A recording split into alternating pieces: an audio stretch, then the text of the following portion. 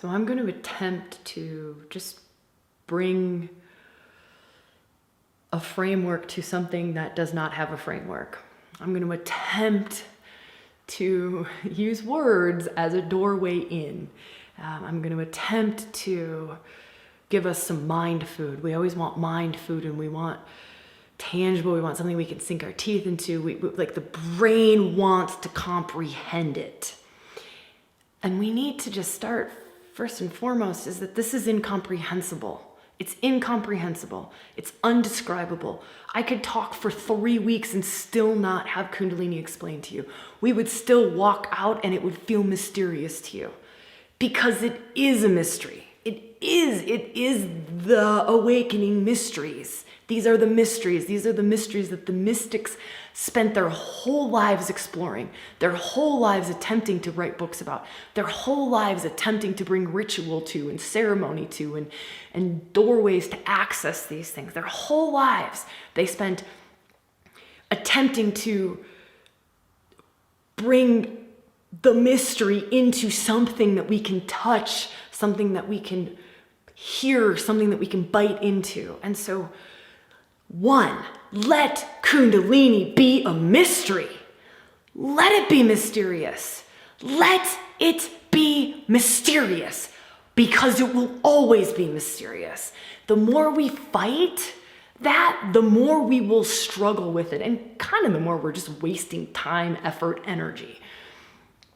Do I think that there's value in having this conversation? Hell yes.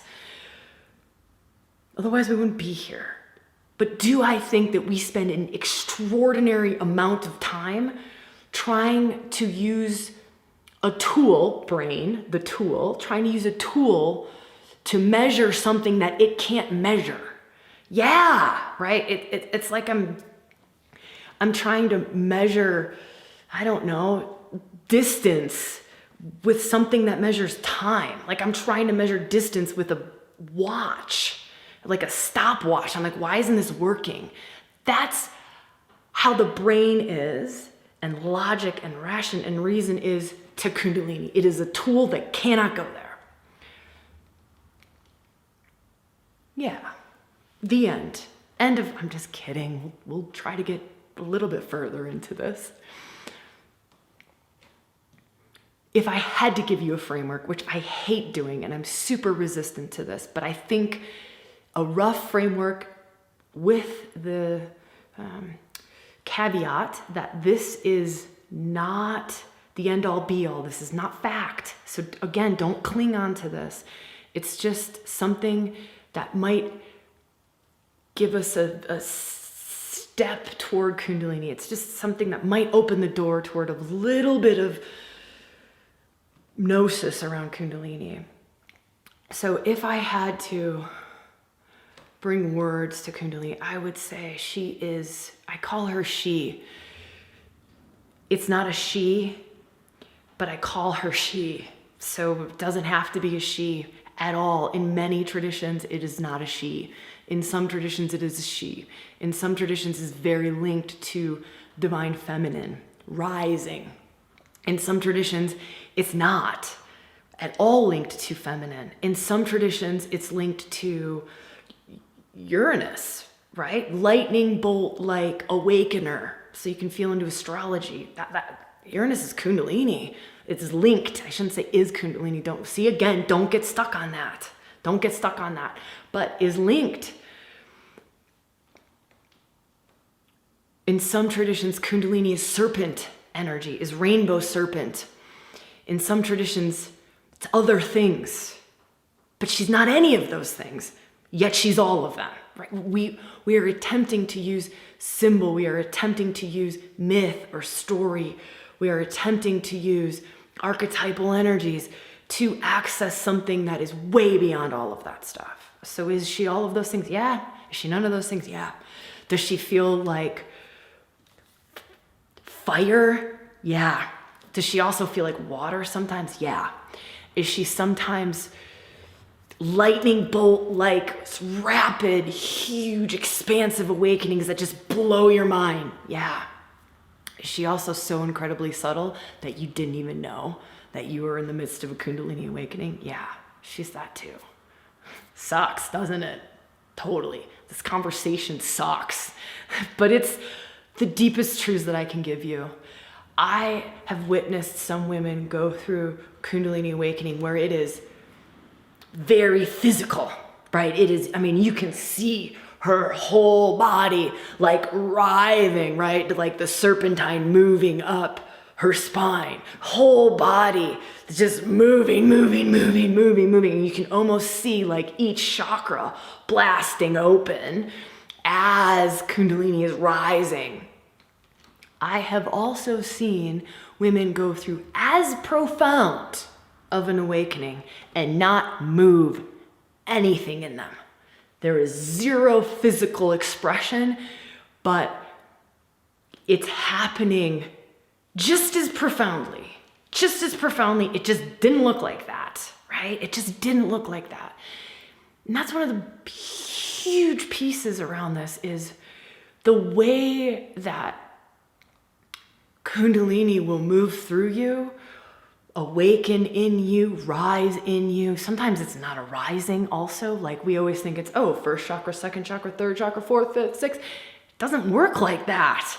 Sometimes her awakening happens in your heart first, and then it bounces up to the crown, and then it bounces down to the base chakra. And for some of us, Kundalini awakens and there is no sense of chakra, right? So the whole chakra system, that's also just a framework and a system to help us get into places. Is it fact? I don't know. You can decide that for yourself, right? You can decide that for yourself. And so when working with Kundalini, like, let it be so fucking unique to you. So unique to you that it leaves you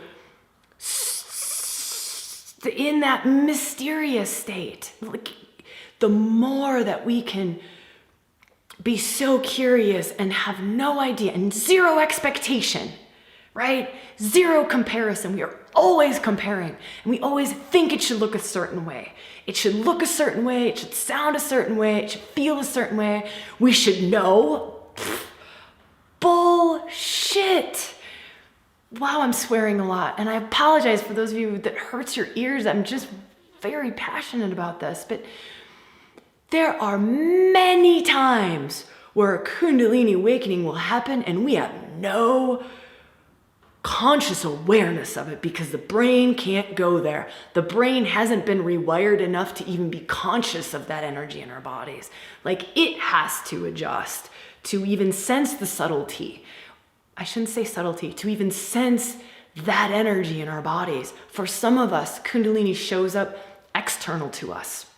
For some of us, it shows up as like a life tsunami. For some of us, it shows up in our dog or our cat. For some of us, it is very physical based. For some of us, it shows up in dreams. For some of us, it's very nebulous. It's very watery. It's very foggy. It's very unclear. For some of us, let me feel. I want to not go off on that too much of a tangent. I need to reel myself in a little bit. Let me just summarize that section with, let the mysteries be the mysteries. Let it be mysterious because it is. It is.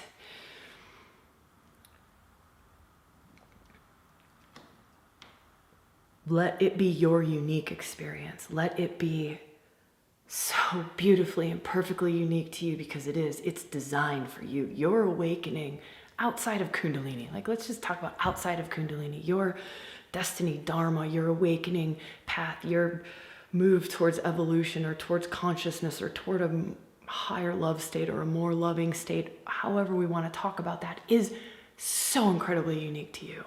It's so incredibly unique to you.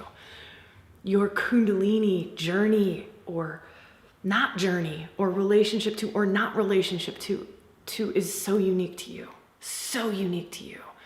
And the more that we can just be open and curious and allow the organicness of it to happen, the less we're pushing for something, striving for something, the truer bigger, more beautiful it's going to be for you. I don't even want to say bigger because then we get attached to that, right? Like it's got to be big. The truer, the deeper, the more authentic, the more aligned you will be with your awakening path. The more aligned you will be with your awakening path. Can Kundalini be accessed sexually? Hell yes. That is an extraordinarily powerful path. Extraordinarily powerful path. Some forms of tantra, some forms of sacred sexuality, forms that work with Kundalini can be extremely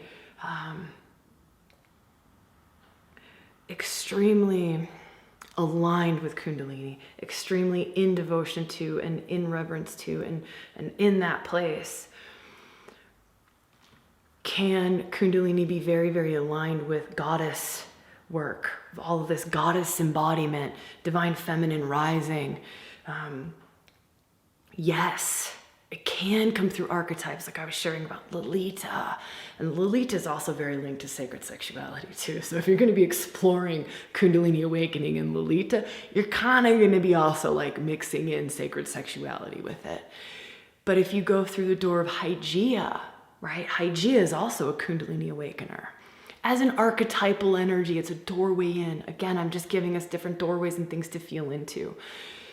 Hygeia doesn't specifically mix sexuality in. Doesn't specifically, it just works with this high vibrational Kundalini energy. Is certain practices and certain breathing techniques and certain movements supportive to Kundalini awakening? Yes. Is Kundalini yoga? Yes. But there's, to me, this is to me, you feel for you. To me, there is a way to be open, curious, in reverence to, but not be striving for, right? Part of the point of Kundalini awakening is the destruction of your ego. I shouldn't say destruction because then we get all caught up on, well, Sabrina, the ego's good. Yeah, I'm with you. I hear you. I agree with you. It's not destruction of the ego. It's ego takes a back seat to spirit, your spirit, to soul, right? That's a huge part of Kundalini. That's spiritual awakening, is everything that's unconscious becomes conscious. Everything that's not love becomes love. And when we push for and strive for and we graspy, needy, want to, I'm going to Kundalini yoga every day for 7 days in a row for the rest of my life because I want to awaken Kundalini, good luck to ya. Good luck. Good luck. But sometimes we need that. Sometimes we need, like, there's this perfection in all of it. There's this perfection in all of it. And we are that until we're not. We strive and we seek. There's this beautiful analogy that I love. I love this. And this is so good. And I can totally relate to this. And I see this in the lives of pretty much everyone that I work with. You know, when you work with someone for X amount of time, not just like an hour, whatever, but we are seeking. We're seeking awakening. We can say the exact same about Kundalini. We can say the exact same about any sort of spiritual awakening. Seeking. We get to a point where we're seeking spiritual awakening. We're seeking the divine feminine. We're seeking the divine masculine. We're seeking, Christ light. We're seeking. And we're chasing it, right? And that's oftentimes coming from an ego place, but the ego is getting us there, right? That's part of that perfect path. It's all perfectly designed, your soul path. Seek. And then there's a point where it turns. So instead of you seeking it, it starts to seek you. She starts to seek you. He starts to come after you. Spirit starts to chase you instead of you chasing it. This is a beautiful and amazing and kind of scary and kind of trippy, and like, and it's a very different experience for all of us. I'm kind of just referring to my own and many others that I've seen, but it's not always this, again, just honoring the uniqueness of all of our paths, but where the seeker becomes the one being seeked out. And so we seek, and then it shifts. And then we're almost like, for some of it, sometimes we're kind of like running away. Like, oh my gosh, this is just so much. This is, it's just not, like this. But to me, that's almost a marker, can be, not always, again, it's not always, but can be a marker of when the ego sort of surrenders over and there's an allowing that just starts to happen, right? There's just this openness, surrender, I use that word a lot, this surrendered openness with infinite curiosity around the path, around the awakening path, around Kundalini, around whatever spiritual path we're on or whatever we're seeking at the moment. Can be many, many, many different things. Yeah, I don't know why that wove itself in here, but it did. So I feel like this is a great place to end. The invitation to work with Kundalini directly is Birthing a New World mini-series. Again, it's our gift, but it's a yes from you.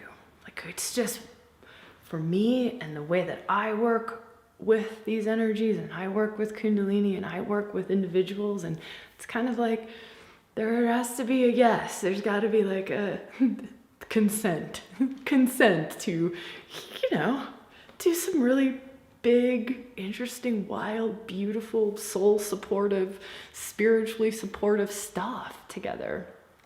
But I would love to share that with you. I would love to share those practices with you. And again, you'll find it in the description below if you're on YouTube, and you'll find it in rewildingforwomen.com/115, which will get you to Birthing a New World mini series. And we get to work with the Kundalini energy that is, I'll just say, dragon.